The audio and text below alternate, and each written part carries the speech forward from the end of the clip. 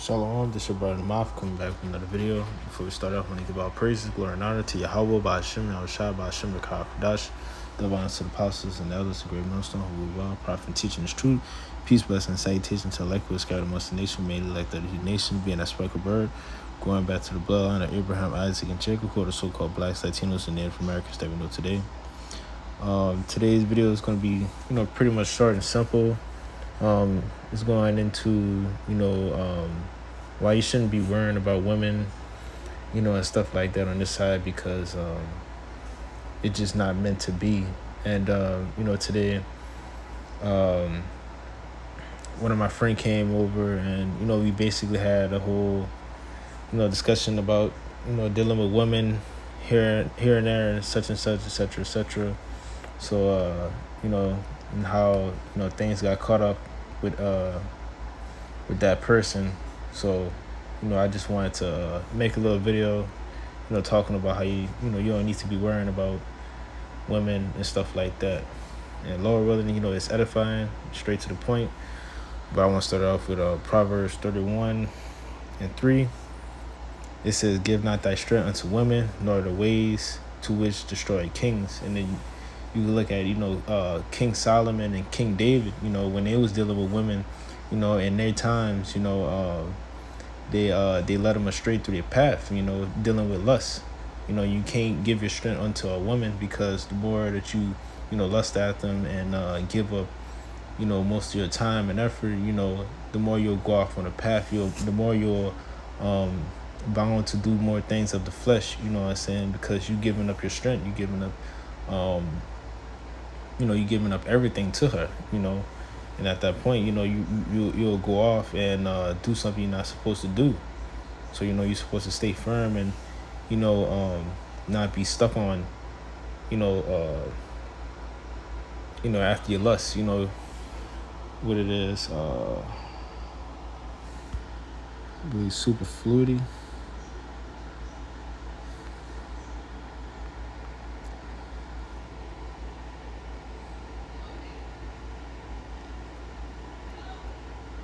It says, wherefore, this is James 1:21. It says, wherefore lay apart all filthiness and superfluity, fluidity of naughtiness, and receive with meekness and graft words, which is able to save your soul.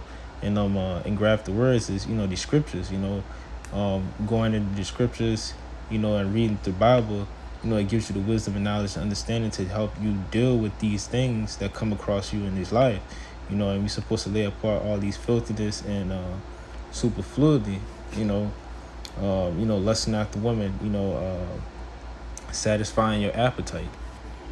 What it is.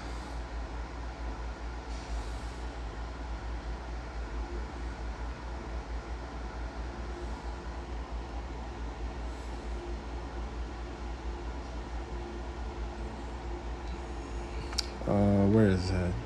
I know I had a scripture. I remember I can't get it on the top of my head.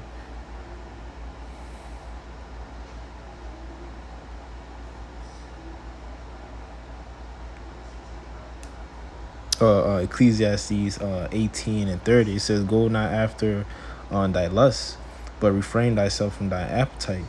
And it says, if thou givest thy soul the desire that please her, she will make thee a laughing stock to thy enemies that belie thee. So, the more that you, go forth in your appetite and lust after these things, and you feed more of the flesh, you'll go off. And then after a while, you'll look like a laughing stock, you'll look like a fool, because you wasn't, you wasn't using wisdom and discernment, to go through these things, wasn't well, prepared to deal with these things, wasn't strong in the mind, but, you shouldn't, like it said, believe it was, you shouldn't give up your strength to a woman, you shouldn't do that, and more, going off and trying to find what please her and do this and after that, chasing after and stuff, it'll always lead you down into a pit, that you can never get out of, And the more you do that, the more you'll go off. And like it said in 31, it says, "If thou givest thy soul the desire that please her, she will make thee a laughing stock to thy enemies that malign thee." And, eventually, what I'm saying, you're like a fool. She'll end up doing something that will go behind your back, that will fall up upon you, and that's something that you don't want to deal with at the end of the day. And I'm going to get Ecclesiastes 7:26.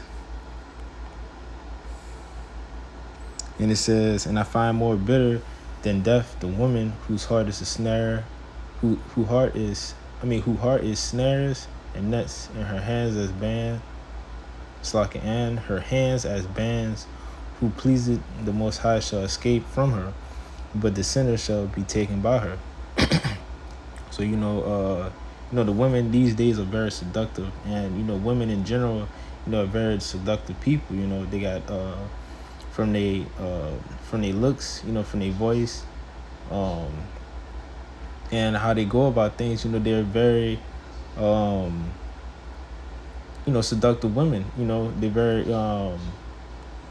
pleasant looking women. You could get trapped, snared by these things. You know what I'm saying? But if you're not strong in the spirit and not more of your flesh and thinking carnally, you'll fall a trap to these things.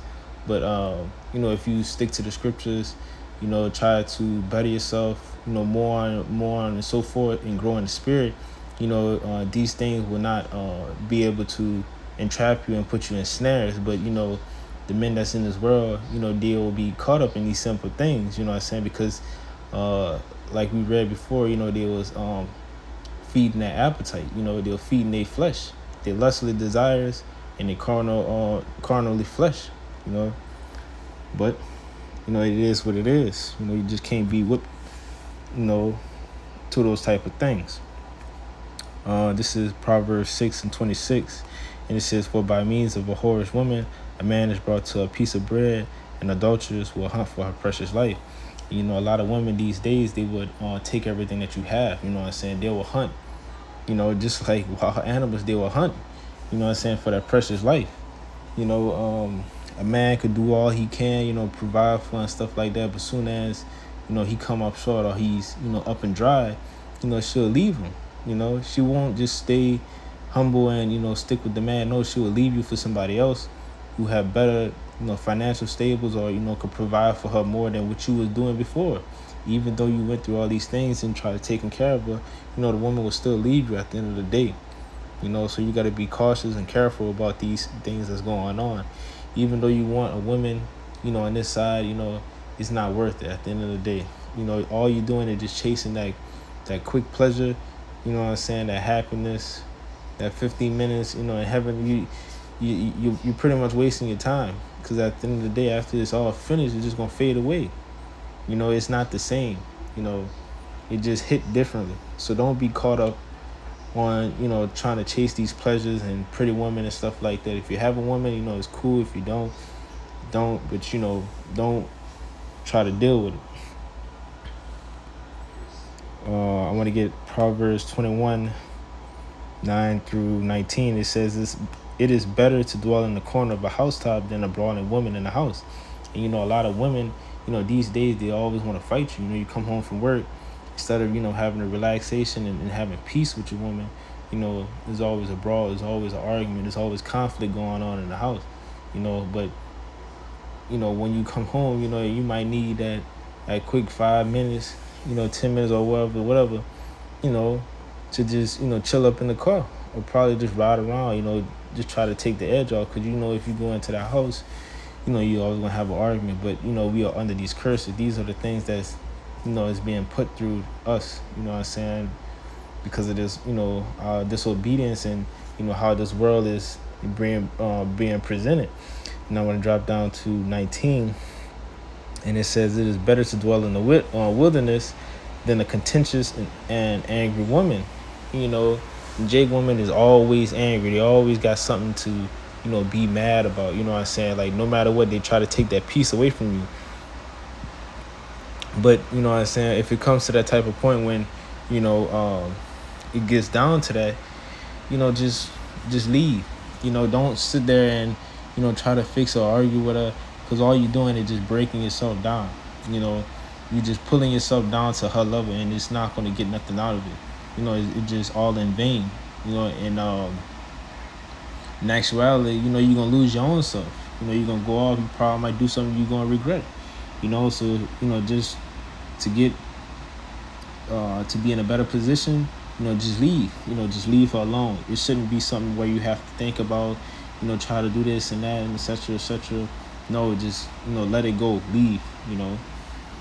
Now I want to end it off with 1 Corinthians 7 and read on down from verse 25 to 28, and we'll end it off there. And it says, "Now concerning virgins, I have no commandments of the Lord, yet I give my judgment as one that hath obtained mercy of the Lord to be faithful.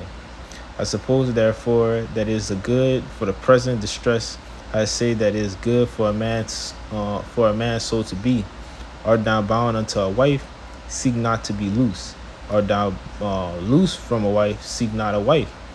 And if thou marry, thou hast not sinned. And if a virgin marry, she has not sinned." So I'm gonna read it again. But and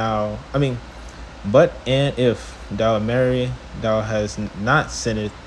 And if a virgin marry, she has not sinned. Nevertheless, such shall have trouble in the flesh, but I spare you. And I want to read in the NLT, to get a better, understanding on what is being spoken from